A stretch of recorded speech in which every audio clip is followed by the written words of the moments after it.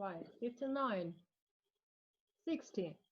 Good evening, dear guests, and good morning, dear speakers. Alliance of Corn Fair and March 49 are happy to have you all here tonight. Let's start with brief information about our speakers. Linda Yates. She is the founder and the CEO of Mach49, the growth incubator for global businesses.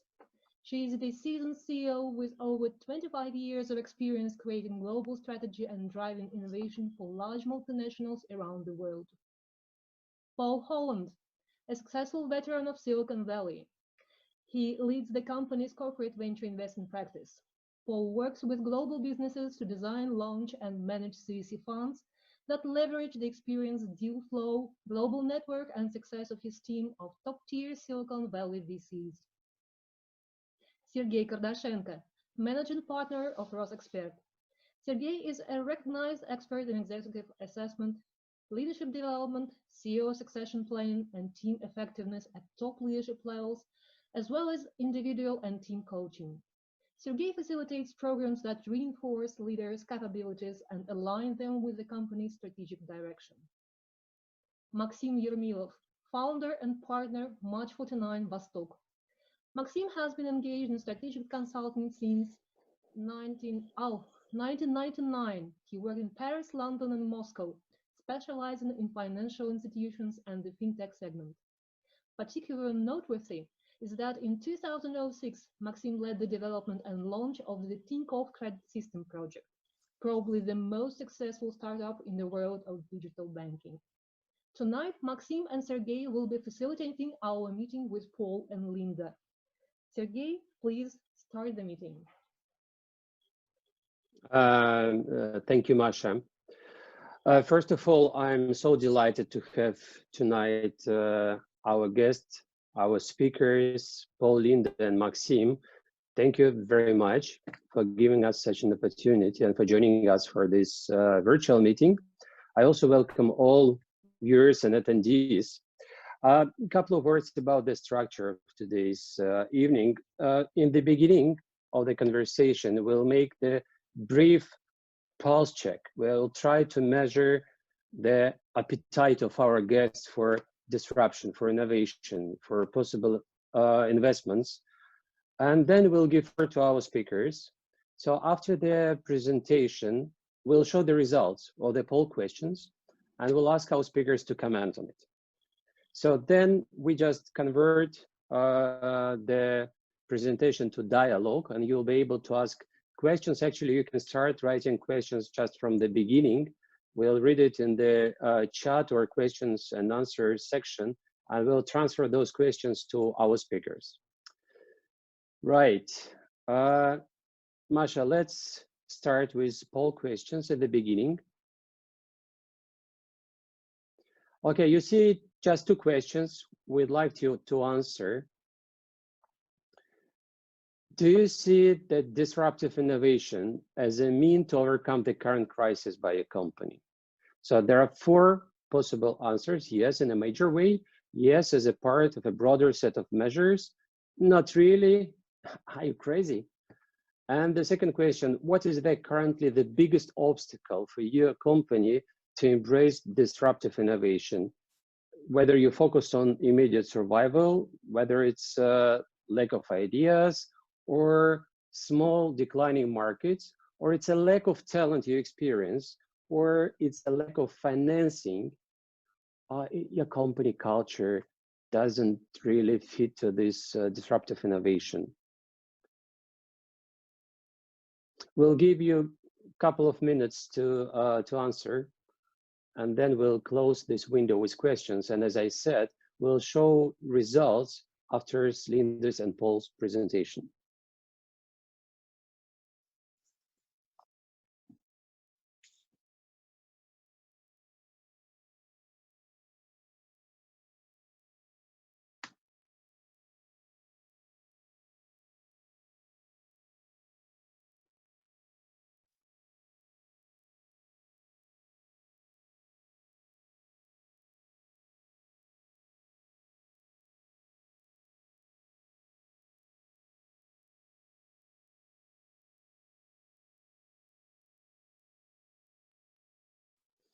Okay, Masha, looks like a few more answers. Last second.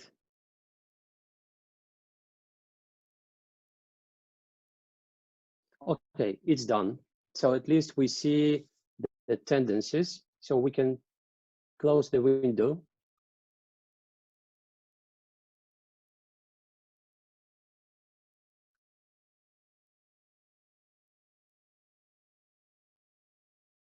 Masha, can we close the window? Yes, we close the window for participants. Okay. So Paul, Linda, floor is yours. We're still seeing the poll, but I'm going to try to share my screen. It's okay. Get rid of that. Can you guys now all see that slide? Yes. Okay. Perfect. Great. Let you go. All right. Terrific. Good morning. My name is Paul Holland. I'm here with Linda Yates, the founder and CEO of Mach49. I'm going to walk you through the beginnings of our talk on managing the disruption and getting ready for the rebound. And if you have questions over the course of our commentation this morning, then please type your questions into the Q&A feature in Zoom, and our moderators will be keeping track of that as we go.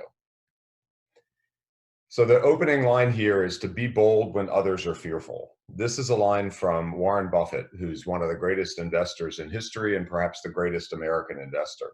And what he's really trying to say is that when everyone else is looking in one direction, it's time to look in a different direction. And there are game-changing opportunities that are occurring during this downturn. And what we mean specifically is that now is the time to disrupt these markets and create new ventures that will help drive meaningful growth. Why is that? Why are smart corporations building and investing in new ventures today?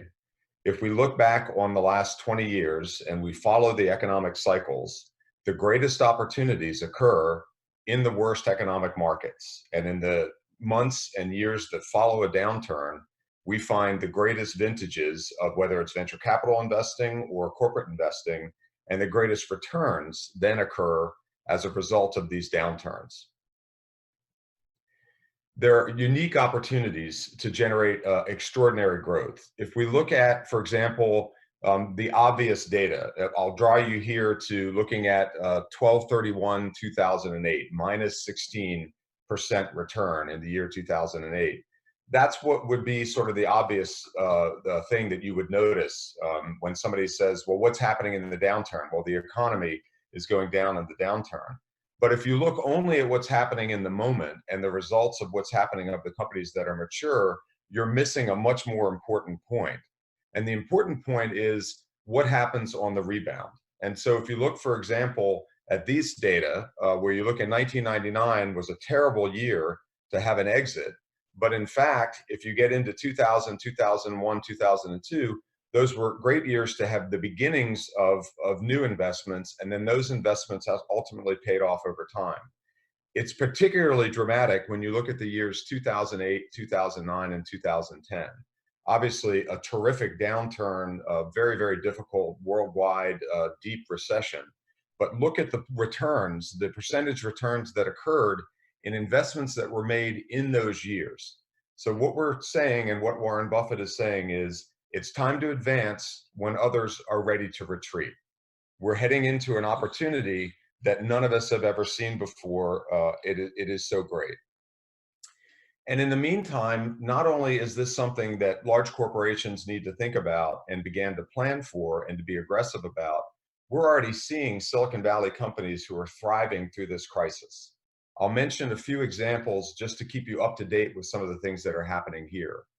OutSchool is a company that was started a few years ago, and they build curriculum for people who are educating their children at home. Obviously, when you have something like what's occurred now, their business has grown more than 800%. Genies is a company that's a very innovative company. It's actually one of my investments from my work at Foundation Capital. This is a company that has created what's called the first digital talent agency. So what they've done is they've really cornered the market on some of the top celebrities in the world. Justin Bieber, Cardi B, Shawn Mendes, Post Malone, Drake, Beyonce, and others. And what they do is they create a digital persona, an avatar that represents those people online when they can't show up someplace physically.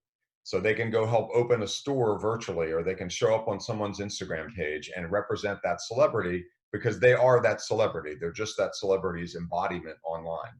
Genies recently did a campaign to help the COVID campaign where they were able to reach 500 million people through their network of celebrities in their digital talent agency. Conviva is a company that does infrastructure to power some of the largest media companies in the world. Disney, Hulu, ESPN, and many others. And what they do is allow you to create high definition content and broadcast it out to homes and personal computers. Wave XR is a new company. This is a company that is just completing a very successful fundraise. What they've done is create a new platform that allows concerts to happen 100% virtually and online. The performers like J-Lo and The Weeknd and others will get instrumented such that they can appear and an avatar will appear to represent them. They'll dance, they'll sing, it'll be the same person, the same sound, and then the audience shows up and they're represented by avatars also. They can actually ask questions of the performers during the concert. It was originally done as sort of an addition to the revenue and the opportunities for these celebrities to do these concerts. But now it's actually going to become the main form of revenue for many of these companies. And so this company has gone through an explosive period of growth. Netflix is a very early foundation capital investment that is now closing in on a $200 billion market cap as people are spending more and more time consuming this content at home.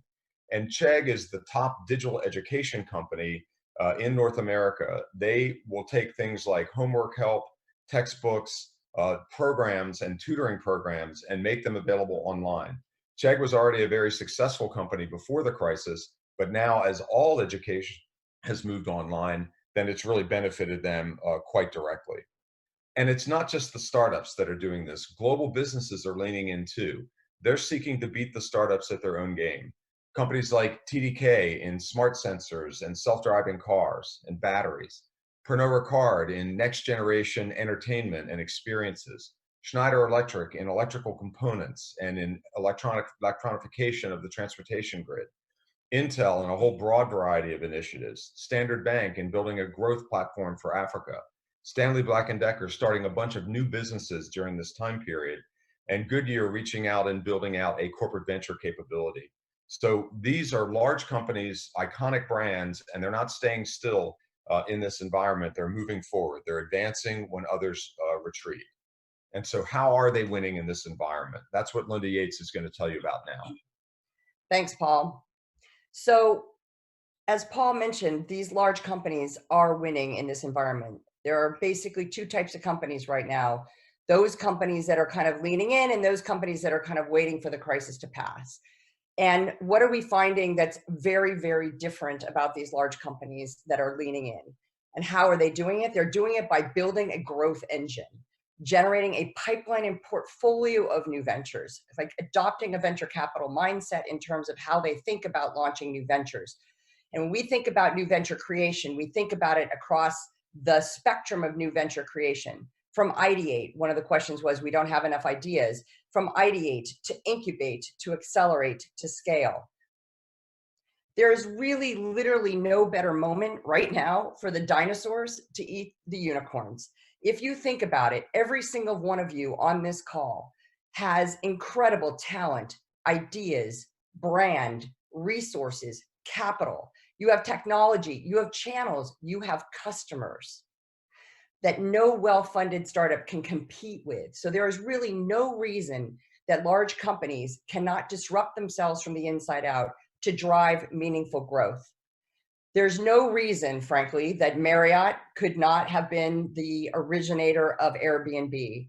There's no reason that Uber could not have been created by Toyota, that Blockbuster could not have launched Netflix, that House could not have been something that Home Depot or any of the home do-it-yourself stores could have created.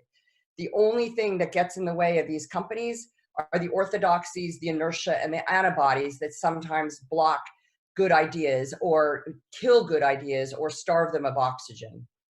There are really 4 ways that we believe you can build your pipeline and portfolio, and we're seeing this with companies literally all over the world. You can launch ventures. You can build an incubator, which allows you to then to launch those ventures on a continuous basis to build that pipeline and portfolio. You can do corporate venturing, and you can bring the Silicon Valley inside. And I'm going to bounce on each of these very quickly, and we can answer questions afterwards. Is this what we call disrupting inside out, which is really around launching the ventures? We look at incubate in kind of a 12-week phase. There's really no reason that you cannot basically take ventures from kind of idea all the way to a very robust business and execution plan in 12 weeks. Going through 3 phases: finding customer pain, determining product and service feasibility, what should you build, and designing the business. So can you really move the needle on a large company? So incubate is, once you've come up with ideas, incubate is really kind of the core of getting that pipeline and that portfolio engine going. By the end of that, you really should have a fundable business with a very milestone-driven and detailed execution plan. Once you have gotten to the end of incubate and you have that very robust and rigorous execution plan and a team of kind of founding members who are usually people from inside your own organization plus potentially outside people, then you move to launching that venture and move into what we call the accelerate phase. This is when you're moving ventures from kind of a market idea, from a business plan, actually into the point where you have generated revenue. We believe that large companies, this is where they tend to stumble. They're pretty good at ideas. Sometimes they can incubate, although with most companies, they tend to throw spaghetti against the wall to see if it sticks, as opposed to leveraging a repeatable, scalable model, which is what really you need to do when you're a large company. The 3 phases when you get to accelerate is building to learn. So when you move to accelerate, you're not throwing tons of money at a problem. You're literally still iterating, pivoting, and looking for product market fit. When we think about funding in Silicon Valley, we think about funding like an onion. Every layer of onion is a layer of risk. It could be financial risk, it could be technical risk, it could be market risk, or in the case of a large company, it could be governance risk. You either love it to death or you starve it of oxygen. So your goal is to remove the greatest amount of risk and the least amount of capital, and that's how you launch these ventures. So you move from build to learn to build to automate and standardize once you have product market fit. And then ultimately, when you understand the unit economics, you have a repeatable revenue model, then you can build to scale. The other path to basically building that pipeline and portfolio is to disrupt from the outside in, which is what we mean when we talk about doing corporate venturing. When we work with companies on disrupting outside in, corporate venturing, there's 3 different angles that our clients typically take. Number 1 is they design, launch, and manage a world-class CVC fund. So they actually set up a fund to invest in external ventures. We're happy to talk about that if anybody has questions.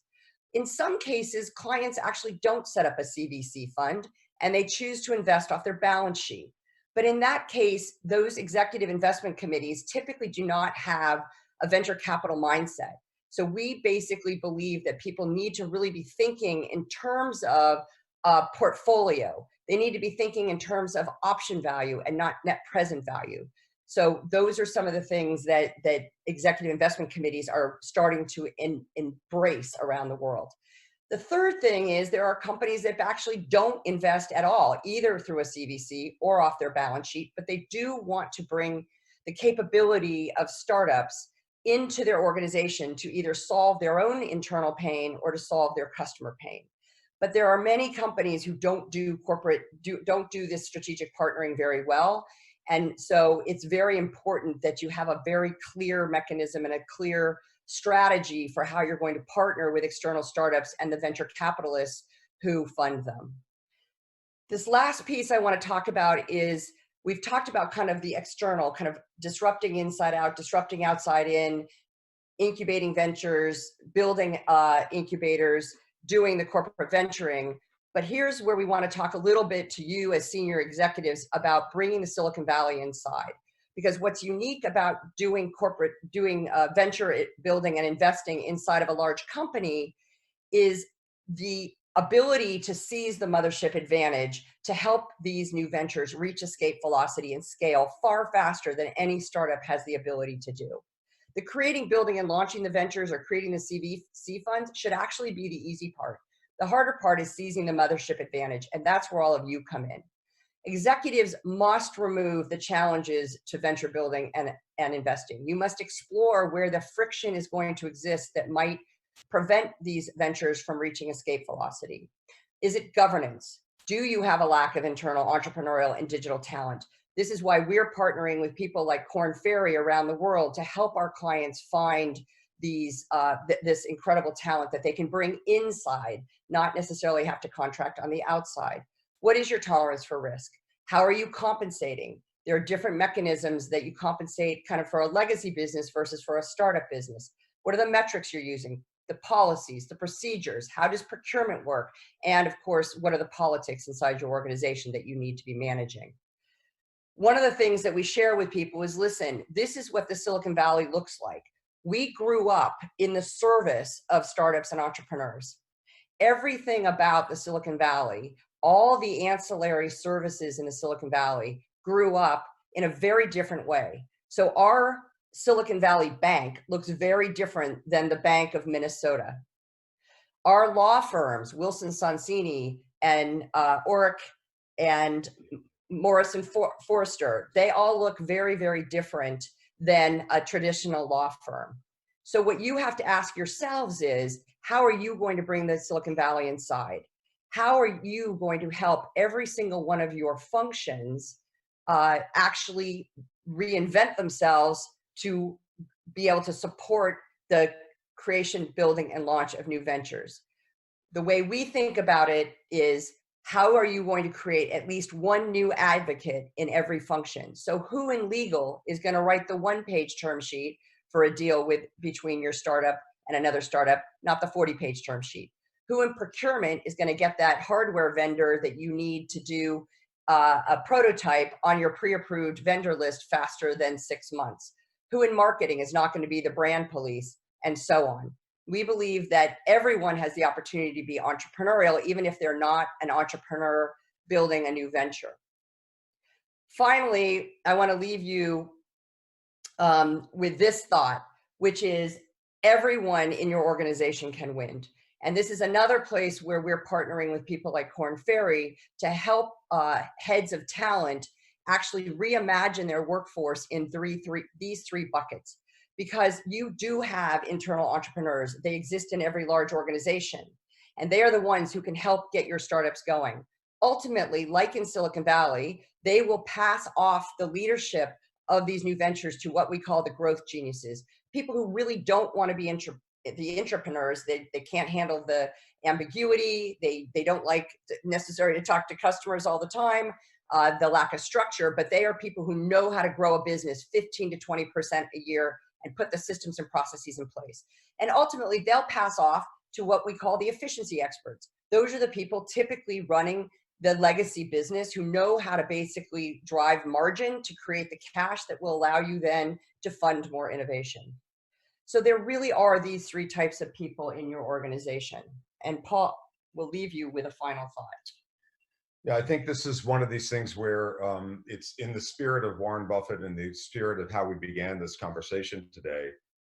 This is the time when you have to advance when others are retreating.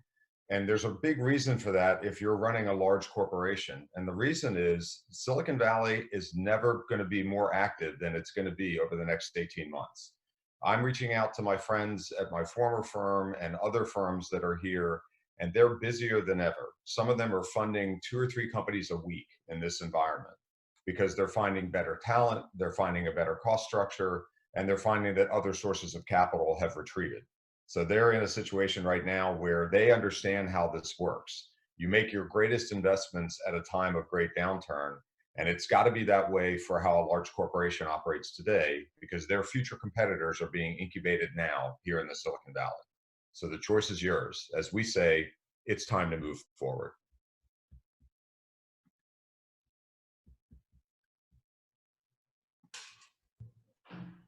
Thank you very much, Linda and Paul. I think we started getting a few questions in the chat box.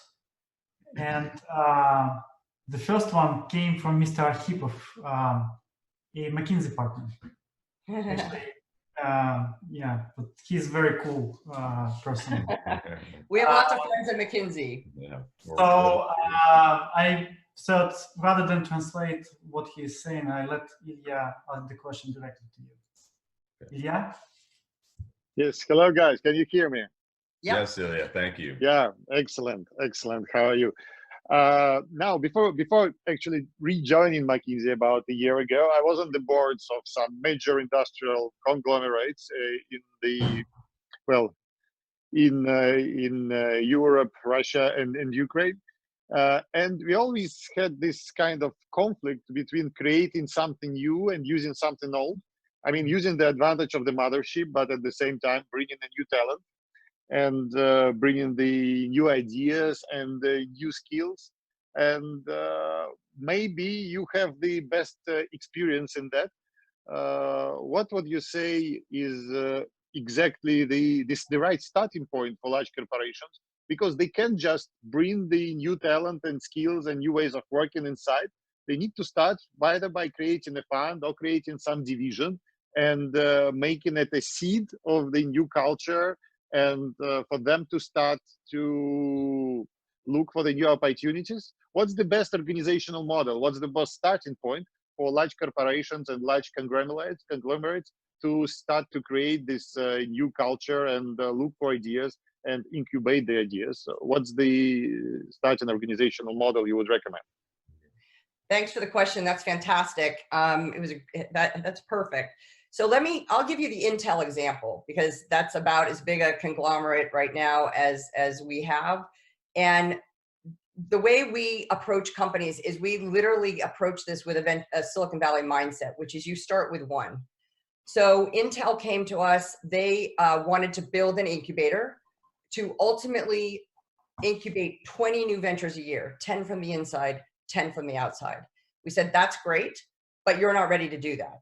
The way that you have to start is to start with one new venture. And companies come to us either with an idea already. So Stanley Black & Decker already has an idea, and then they want to go and take it into incubation.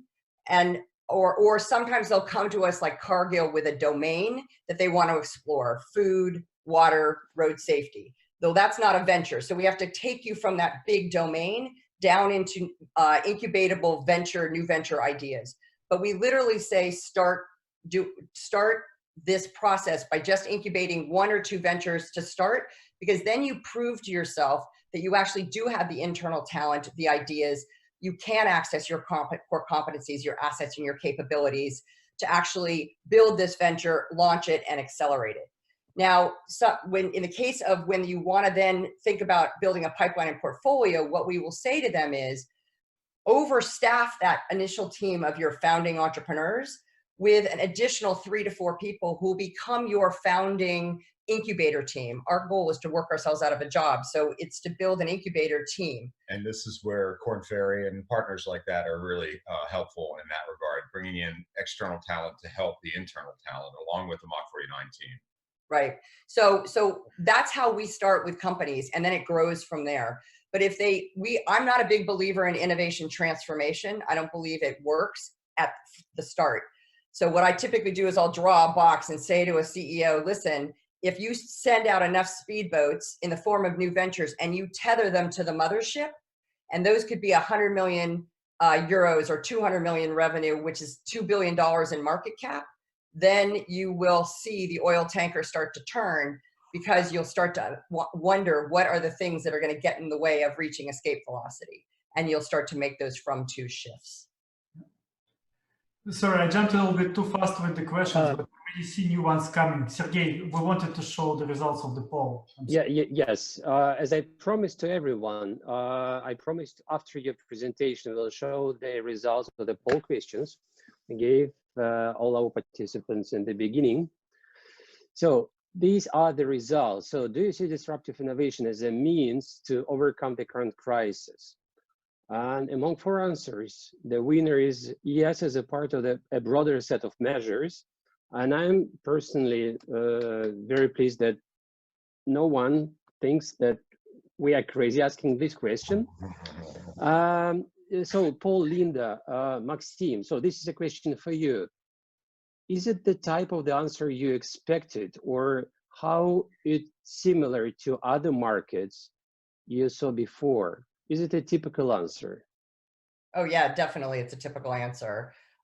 It definitely should be done in the context of other measures. And it's never the only thing. A large multinational organization still has to run its legacy business. And so it definitely has to be in the context of other measures. One of the things we believe is that you actually need to do that. The ideal situation, for instance, Schneider Electric, they have Heriberto Diarte runs both their CVC and their incubator, because those two groups can be the yin and the yang of each other. You want to hit on the CVC, but why they're the yin and the yang? Oh, in terms of, yeah, because what they'll do is they'll look at new ventures, and they have a very aggressive program. They want to incubate up to 10 new companies a year. And so one of the ways they do that is that they find startups that are incubated within. They're using Mach49 and others to do that. And then other ways they do it is match it up by looking at the best in class startups that are out there, whether it's in Silicon Valley or in Tel Aviv or in Berlin or in Moscow or wherever it might happen to be. And so they're doing that yin and yang of each other. They're doing that combination of looking for these portfolio opportunities outside, but also incubating some of these inside. And it becomes very interesting. We've spent quite a bit of time with Heriberto and the team, and it gets down into the strategy, because they'll look at businesses and they'll know that over the next 5 years, they need a business that does X or Y or Z. So they can either incubate it, they can go invest in one, or they can go buy one. Historically, what they've been doing is go buy them, and then very hit or miss in terms of those results. Now they're getting better results and much less expensively by incubating them or doing smaller investments through a CVC. So yeah, and one quick thing on the, one of the things we talk about is, what does Silicon Valley do very, very well that every large company can do? We understand customer pain. We marry it with the art of the possible. What are the current trends and technology we can use to solve that pain? And then we place a series of small bets. So those two entities, the external facing CVC and the internal facing incubator, really do work incredibly well together. The other comment I wanted to make is on the second part of the poll, the second major question, which is, we're trying to survive the crisis. We would actually say that surviving the crisis demands that you actually look at new ventures. If you don't want to have your Kodak moment, and you definitely need to start looking at new business models. Digital transformation is something everybody's been kind of jazz handing. But the fact of the matter is, digital transformation is here and it's real, and people have to engage in the opportunities that present themselves. Whether, even if you're a fully physically oriented company, digital opportunities abound in data and other entities. Linda, but you can imagine that the leadership of the companies now, they are under real stress. And that's why probably they still focus on immediate survival. In this way of exploring new opportunities, what do you believe the role of leadership is? So we have 5 preconditions for success, or we won't work with a company. One of them is an engaged new venture board, which is the executive leadership leaning in, because this is not something that can start from, frankly, middle management. It has to start from the top down. And in fact, most of the companies that come to us, they don't actually spin out these companies. And the reason why is because they want to be perceived as growth stocks, not value stocks. If you're paying a dividend, then I have to ask the question, Are you believing that you are the purveyors of innovation? Are you going to do the best job with my money? Or are you basically telling me I can do the best job with my money? I believe large companies and senior executives are the ones who actually have to drive this effort. And Maxim, you also have experience and thoughts there. Yes, absolutely. But I thought we were running a little bit out of time, and I see a lot of questions popping up. Okay, we'll go quicker. Yeah. And you mentioned during your discussion that now is a very special time when a lot of people get busy because there are more and more M&A opportunities to invest into the great companies. At the same time, there is talent which is becoming more available because we all heard about unfortunate ways of layoffs in some of the major startups. And so what's the right balance between M&A and organic growth? And this question I actually would like our very old and dear friend Vesa-Pekka to ask himself. Hi, Vesa-Pekka. Very nice to see you. Hi, Vesa. Hello, Vesa. You're on mute, Vesa. You're on mute, Vesa-Pekka. He's working on it. He's still on mute. He's probably speaking to us, but we can't see him. There you go. There Oh, yeah. Okay. Hello, Linda. Hello, Paul. Nice to see you, Vesa-Pekka. Great to see you as well, and Maxim as well. Thank you for inviting me to this wonderful event. So last time that we met in Helsinki, Linda and Paul, there has been a change in our organization as well. So I'm now running the biggest business of the company, so the consumer business. And of course, on a daily basis, dealing with these questions that you are now raising. So as Maxim was saying, we see a lot of lots more activities, of possibilities, opportunities in an M&A field. Especially in the field that, in the way that the valuations of the companies are going down. So when the valuations of the companies are going down, of course, the more lucrative they appear to be. So just wondering how you see there in the Silicon Valley that because if you have a amount of money in your hands, so would you rather put it into a more kind of a venture capital type of a thing within the corporate or some other kind of a setup and start building kind of organically, versus that you see nice startups or a bit further developed companies already where the valuations are getting on a tolerable levels. So how to balance these kind of things? And I would assume that this M&A track seems getting to be more attractive as well. Yeah, I think that what we recommend and what we see and advocate across our client base is really, I would say, kind of the three legs of the stool. So one is you want to be in deploying your own people and engaging your own people to incubate these new ventures. These are kind of pure play, 100% owned, your own culture. You know, you're not gonna have to fight the antibodies, all the other things that are there. So we advocate for that very strongly. We also advocate for an investment strategy that gives you a broad variety of portfolio, basically shots on goal, using a hockey example. And so we want to see that. And then we also advocate for M&A. And so really, if we look at those three legs of the stool, that's a way for a company to be transformational. And one of the things that we're seeing happening right now in the Silicon Valley is that M&A is still very active and alive. There were a number of big deals that were underway prior to the crisis, and those deals are now matriculating. And what we're seeing there, if I think of some of the examples there, what they're doing is they've got efforts underway to get new businesses started. They're making investments, and then they're making M&A investments. And in many of those cases, what they're doing is they're finally transforming their company into a more digital company using those different tools and vehicles. And as Linda indicated, one of the big lessons coming out of the crisis so far is that look at all the examples I cited. I cited 7 examples, all of them are digital. And so it's this fact that we're going to be led out of this crisis by the growth in the digital economy, in the online economy, and online interactions, online work, online education, online commerce.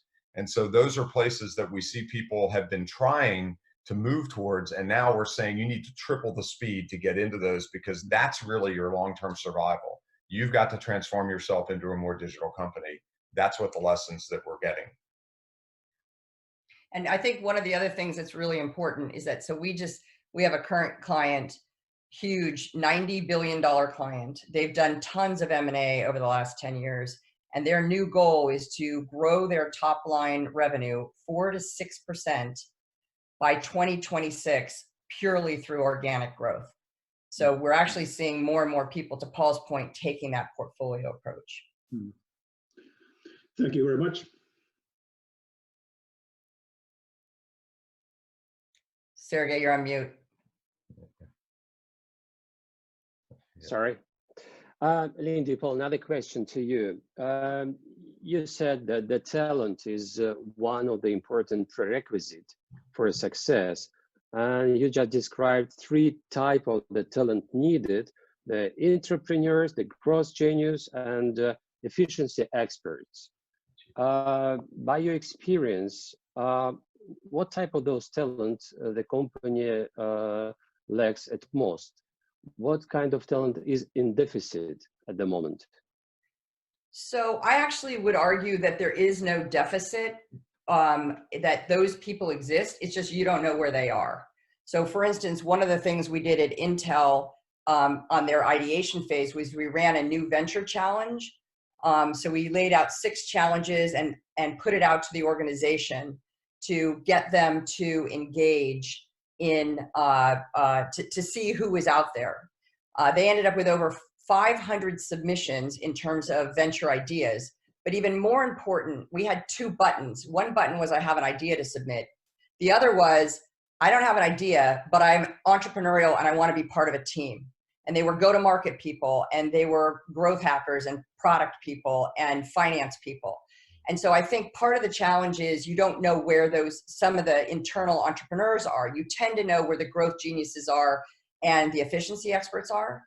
The one thing that there is a dearth of inside of large companies is actual operating experience as an entrepreneur. And so that's where sometimes we will take existing internal teams. We will then recruit from the outside people who have specific subject matter expertise. Vitalsa is a big auto parts company that we did a big venture for. Their venture had a lot of 3D printing in it. They had no 3D printing expertise, so we would recruit that from the outside. So subject matter expertise, actual experience building a startup, which is different than launching a new product inside of a large company. That's where we will work with people to basically recruit.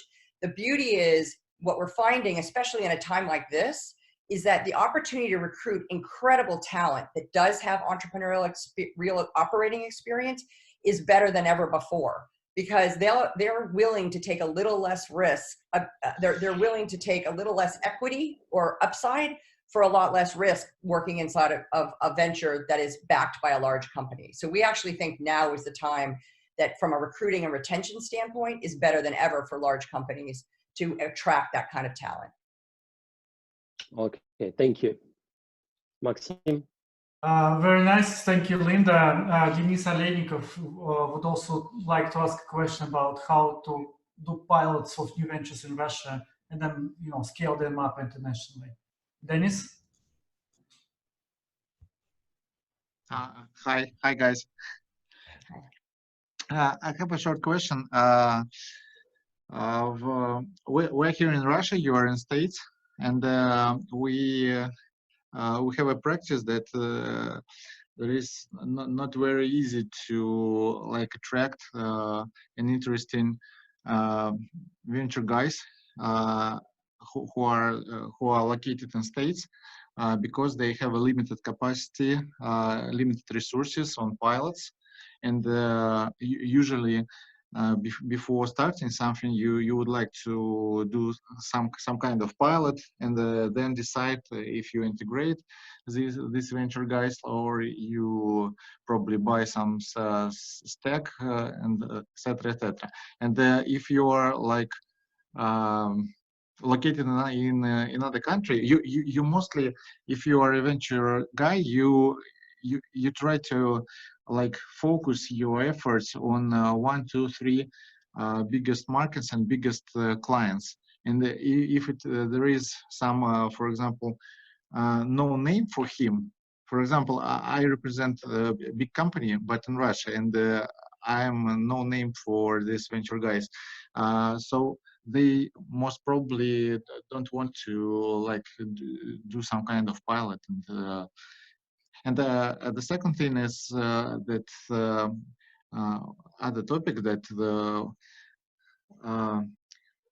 in many cases it is very difficult to to integrate or to use some venture guys on other markets because they don't feel properly the local markets like specialties, and it is it is mostly like focused or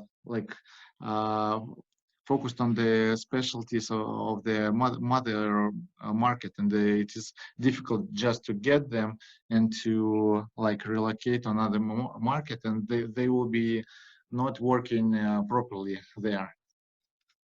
Yeah, I think you're identifying a real issue. We were fortunate, you know, we spent a week with Maxim and the team last summer. We met with some of the people that are in what I would call the nascent or emerging venture capital space in Russia. It's really quite early stage. I think you're correct in identifying that from that perspective. However, there is a greater and greater growth in the general venture capital category across Western Europe. So I think about companies like Accel and Index and others, and some of the major firms here, people like Sequoia, are beginning to open up offices there. Many of the partners that are in those companies are looking for new startups. They're investing in, you know, Krakow. They're investing in Romania. They're investing in Bucharest, right? So they're looking for places that have concentrations of engineers and concentrations of talent to be able to find new entities and new startups that they can get behind. So I think it's just going to be one of these things where it has to develop internally and can keep growing, partly because of successful entrepreneurs that then roll off and then start venture firms, which is what we've seen happen here. And then also what needs to happen, and this is where Maxim is trying to help here too, is we need corporate venture to play a role, because we have very large, very well capitalized companies in Russia.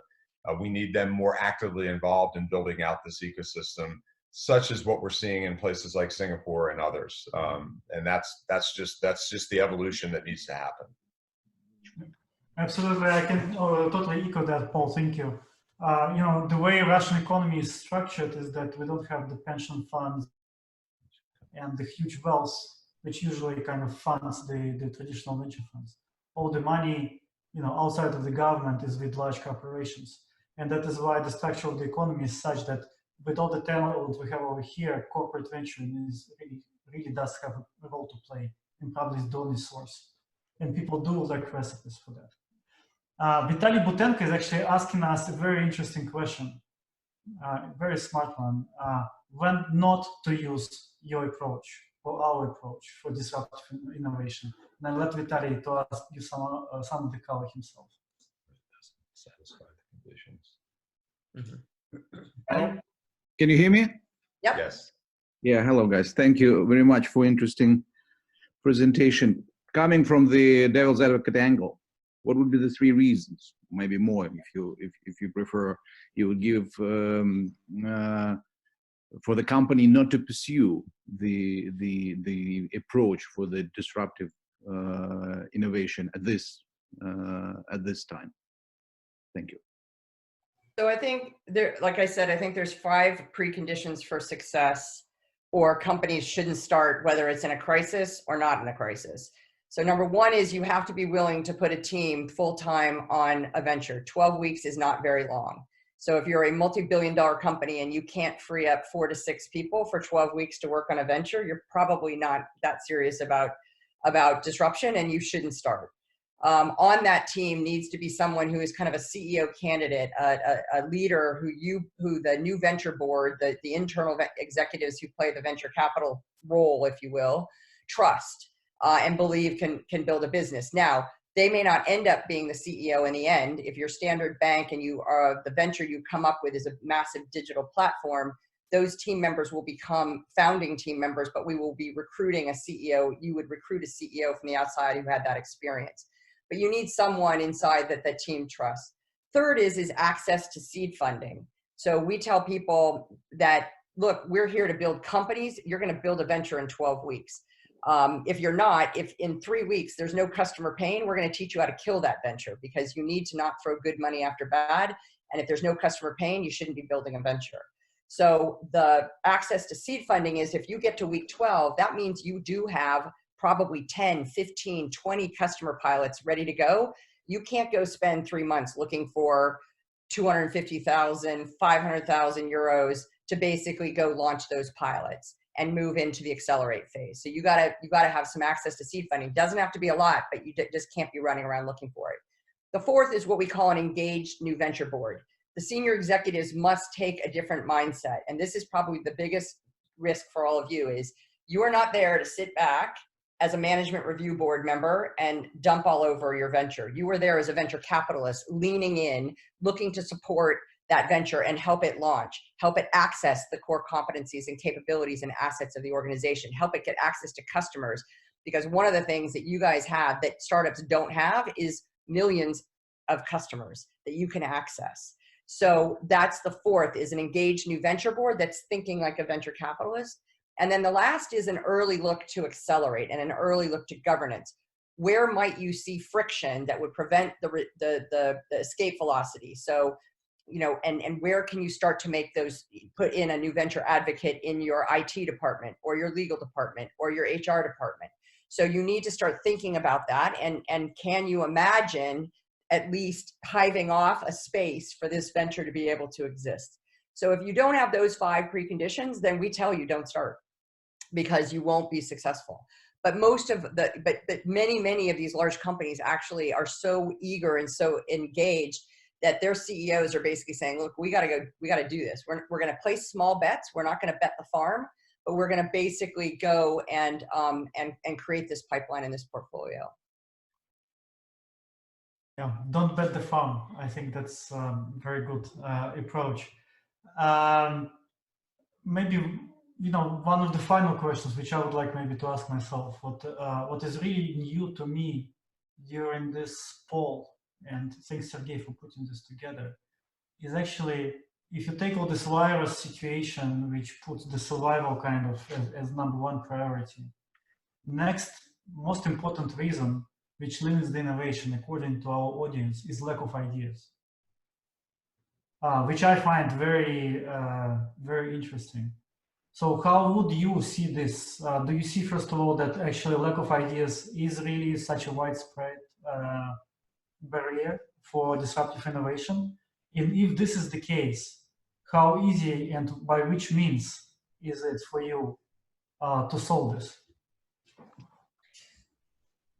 I'll start Okay, on that. So just speaking from the venture perspective, so I spent 18 years at Foundation Capital, and you know, on average, we would review between 3,000 and 4,000 new plans a year, and we would fund about 10 of those.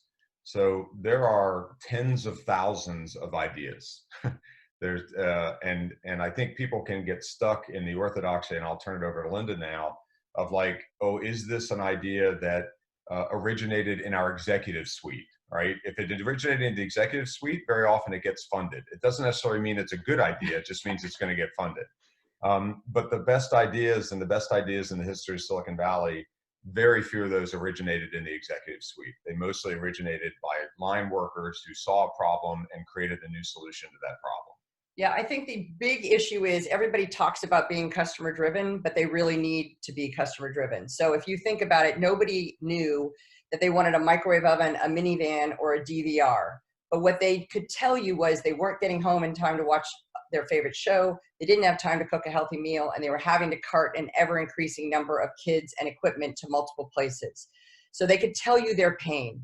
you can find ideas. So if you basically just ask the question, who matters most to your organization? You start to think about those constituencies and you build a stakeholder map. And then you start to interview them. You will find pain. Out of that pain come incredible ideas.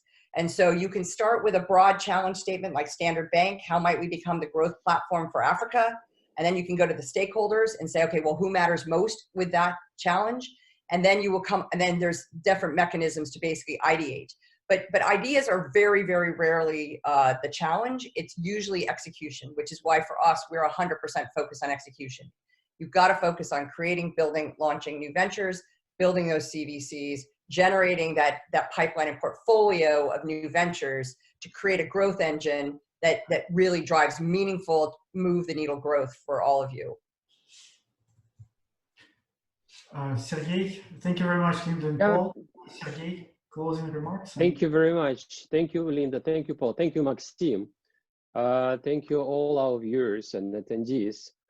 Yes, we are in the midst of crisis, and most of the senior executives, they are maybe now too focused on survival issue. But we do believe that disrupting innovations will lead us to rebound. And anyway, with rather inside out or outside in approach, we'll get there. Thank you very much. See you next time. Thank you. And we'll share all the material with everybody. So that will be coming to all of you. Thank you for your time. Thanks to everyone. Thank you very much. Good luck. Thank you. Take care. Take care.